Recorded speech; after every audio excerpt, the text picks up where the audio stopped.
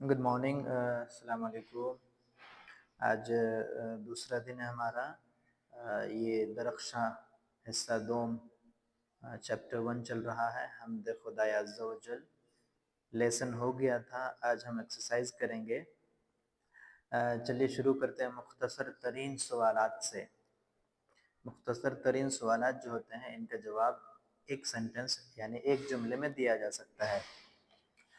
तो पहला सवाल है, शबनम कमाली कब पैदा हुए? बहुत सिंपल इसका जवाब है, ये हमने ऊपर ऑलरेडी पढ़ रखा है, वहीं से हम आपको बताते हैं कि कब पैदा हुए। आपको लिखना है शबनम कमाली 22 जुलाई 1938 में पैदा हुए।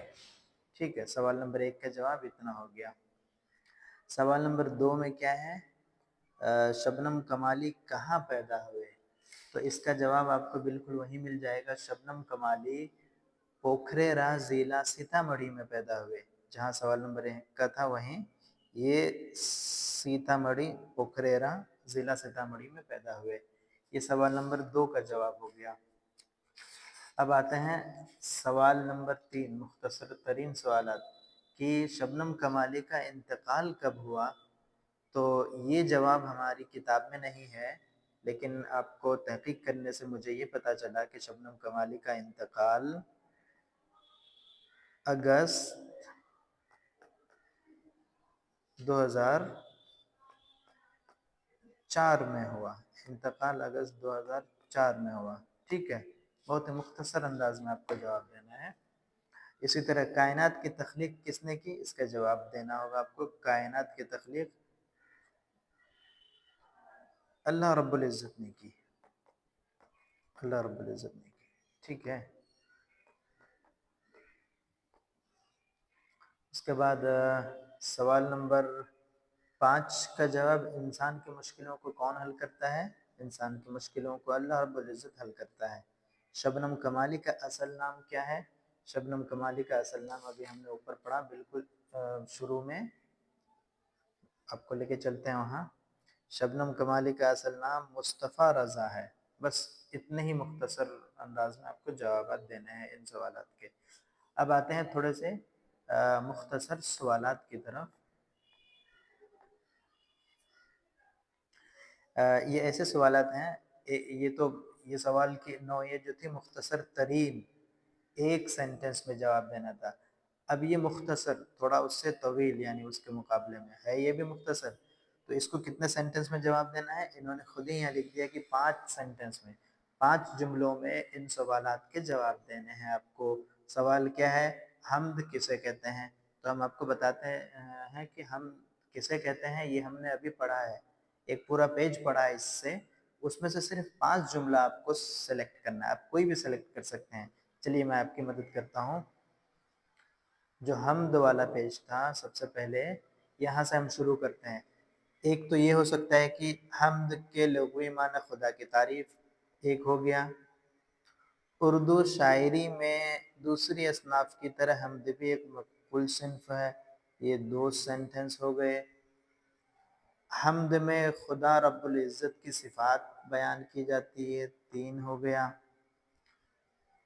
हम्द में उर्दू के तमाम शोरा ने इस सिन्फ में तबा आज़माई की है, 4 हो गया। उसके बाद आप यहाँ से भी ले सकते हैं, लेकिन थोड़ा नीचे आइए, ये ले लेते हैं हम्द, चूँकि खुदा की सिफ़ात की कोई हद नहीं बल्कि वो बहर बेकरां है, इसलिए शायर के लिए गुंजाइश रहती है कि वो जिस कदर चाहे सिफ़ात को बयान करे। ये ले लेते हैं, थोड़ा अच्छा हो जाएगा। ये 5 सेंटेंस हो गया। ठीक है, 5 में ही आपको जवाब देना है। ये सवाल नंबर 1 का जवाब हो गया, जो मुख्तसर वाला था। ठीक है, अब उसके बाद क्या है? हम्द, मनक़बत और कसीदे में क्या फ़र्क है? ठीक है, तो फिर वापस से वहीं चलते हैं जो हम्द का बयान जहाँ हुआ था।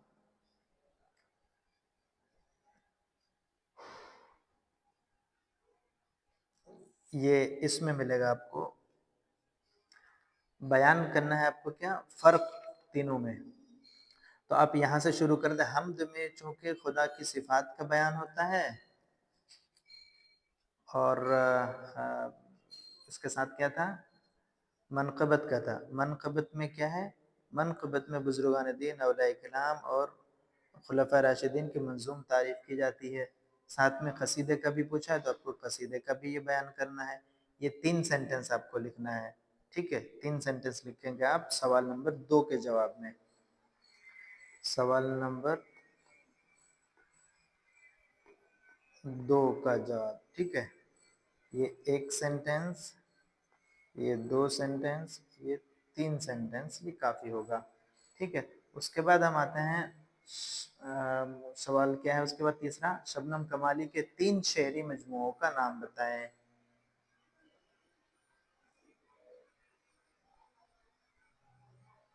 یہی ہے نا سوال، 3 شعری مجموعوں کا نام بتائیں. اس کے بعد حمد اور نعت میں بنیادی فرق کیا ہے. ٹھیک ہے، تو پہلے سوال نمبر 3 کی طرف آتے ہیں.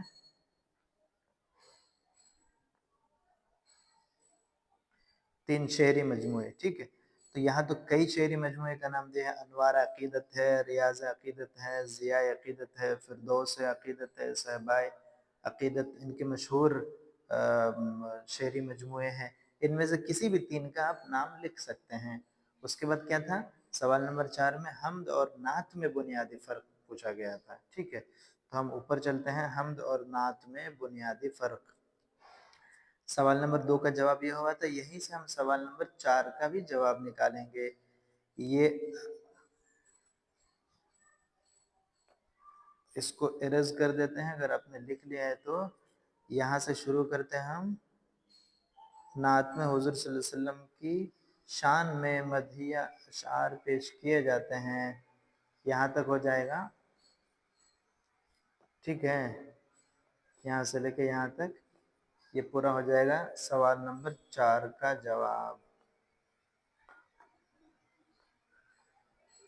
سوال نمبر 4 کا جواب یہ ہو گیا. یہ ہو گئے ہمارے مختصر سوالات. ٹھیک ہے، اب ہم آگے بڑھتے ہیں.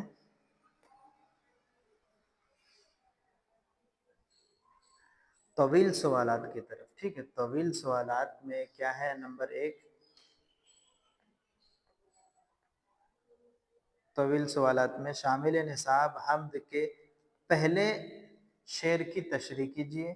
دوسرا ہے شبنم کمالی کی شاعرانہ خصوصیات بیان کیجیے. حمد کا خلاصہ لکھیے. ٹھیک ہے، پہلے شعر کی تشریح تو آسان ہے، آپ کو کراتے ہیں. پھر ان کی خصوصیات کا لکھنا ہے. ٹھیک ہے، شاعرانہ خصوصیات یعنی یہ ان کی شاعری میں کیا کیا چیزیں پائی جاتی تھیں جو ان کو دوسرے شعراء سے منفرد کرتی تھی، ممتاز کرتی تھی. ٹھیک، اس کے بعد حمد کا خلاصہ لکھیے.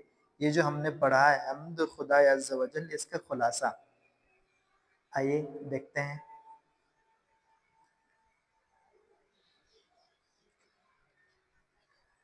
نمبر 1 پر دیکھتے ہیں کہ پہلے شعر کی تشریح. ٹھیک ہے، پہلے شعر کی تشریح یہاں سے ہم کر سکتے ہیں کہ یہ پہلے شعر میں، اس نظم میں نہیں بلکہ پہلے شعر میں شاعر یہ بتاتا ہے کہ اللہ دونوں جہانوں کا پیدا کرنے والا ہے. اس کی ذات پاک ہے، اس کی کوئی دوسری مثال نہیں دی جا سکتی. یہ جو تشریح ہے یہ پہلے شعر کی تشریح. آئیے ہم آپ کو دکھا دیں. یہی ہے نا، خالق دو جہاں ہے، دونوں جہانوں کا پیدا کرنے والا ہے. وہ بہت ہی عظمت والا، عزت والا ہے. وہ یکتا ہے. اس کی ذات کیا ہے، پاک ہے، عالی و بے مثال ہے. کوئی اس کی مثال نہیں دنیا میں. اس کی خصوصیت کیا ہے کہ وہ اکیلا ہے، تنہا ہے. وہ ہمیشہ سے ہے، ہمیشہ رہے گا. اس کو کبھی نیند نہیں آتی، اس کو کبھی بھوک نہیں لگتی، وہ کھاتا پیتا نہیں، وہ ضروریات بشریہ سے پرے ہے. ساری دنیا اس کی محتاج ہے. تو یہ اس طرح کا کر کے ہم اس کی تشریح کر سکتے ہیں پہلے شعر کی. ٹھیک ہے، یہ ہو گیا. اس کے بعد دوسرا کیا انہوں نے پوچھا ہے، شاعرانہ خصوصیات لکھنا ہے آپ کو شبنم کمالی صاحب کی. تو میں نے مختصراً لکھا ہوا ہے، آپ دیکھ لیں اس کو.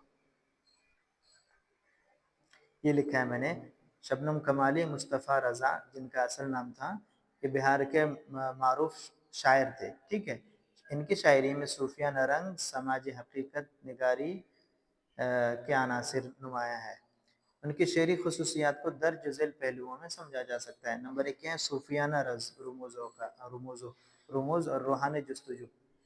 جیسا کہ معلوم ہے کہ یہ ایک دینی شاعر تھے، اپنا بیشتر حصہ زندگی کا انہوں نے وعظ اور اسلامی تبلیغ میں گزارا، مذہبی اقدار کی یہ تلقین کرتے تھے، تو ان کی شاعری میں بھی یہ جھلک دکھتی ہے، ٹھیک ہے۔ اس کے علاوہ فلسفیانہ گہرائی بھی ان کی شاعری میں پائی جاتی ہے۔ موت کا تصور، انسان کی محدودیت اور اس کے علاوہ سماجی حقیقت بھی انہوں نے اپنی شاعری میں سمویا ہے۔ جیسے سیتامڑھی کے ماحول کو، اور کیونکہ یہ سیتامڑھی سے تعلق رکھتے تھے، وہیں بہار کی ثقافتی روایت کو بھی انہوں نے اپنی شاعری میں حصہ دیا۔ اس کے علاوہ شاعر بنیادی طور پر منظر نگاری بھی کرتے ہیں، علامتی استعارات کا بھی انہوں نے استعمال کیا ہے، جیسے کہ شبنم، خود انہوں نے اپنا شبنم کمالی انہوں نے اپنا تخلص رکھ لیا، یہ ایک علامتی استعارہ ہے۔ پھول ہے، رات ہے، تمام شعراء نے تقریباً ان استعارات کو استعمال کیا ہے، ٹھیک ہے۔ ان کو انہوں نے بکثرت استعمال کیا ہے، تو یہ ان کی شاعری کی خصوصیات میں سے ہیں۔ لسانی تنوع دیکھیے، شعری حیت دیکھیے ان کے یہاں، روایتی غزل، ٹھیک ہے، اور نظم، دونوں حیتوں میں انہوں نے تجربہ آزمائی کی۔ یہ صرف نعتیہ گو شاعر نہیں ہیں، بلکہ انہوں نے غزل گوئی بھی کی اور نظم کے میدان میں بھی انہوں نے کافی خدمات انجام دی، ٹھیک ہے۔ تو آپ اس کو لکھ سکتے ہیں، یہ طویل جوابات میں سے سوال نمبر 2 کا جواب ہے، ٹھیک ہے۔ اب آتے ہیں آگے سوال نمبر 3 کا جواب، ٹھیک ہے۔ سوال نمبر 3 کیا ہے؟ حمد کا خلاصہ لکھیے، حمد کا خلاصہ، ٹھیک ہے۔ جو حمد ہم نے پڑھا اس کا خلاصہ آپ کو بتانا ہے، تو میں آپ کو انڈر لائن کر دیتا ہوں کہ یہاں سے لے کے یہاں تک آپ لکھیں گے یہ پورا، تو یہ پورا جو حمد ہم نے اوپر پڑھا ہے اس کا خلاصہ ہو جائے گا، ٹھیک ہے۔ آپ کو یہ پورا لکھ دینا ایز اٹ از، یہ ہو گیا حمد کا خلاصہ، ٹھیک ہے۔ اگر پسند آئے تو شیئر کریں، لائک کریں، کمنٹ کریں اور دوسروں تک پہنچائیں، مفید مشوروں سے بھی نوازیں۔ اللہ جزائے خیر۔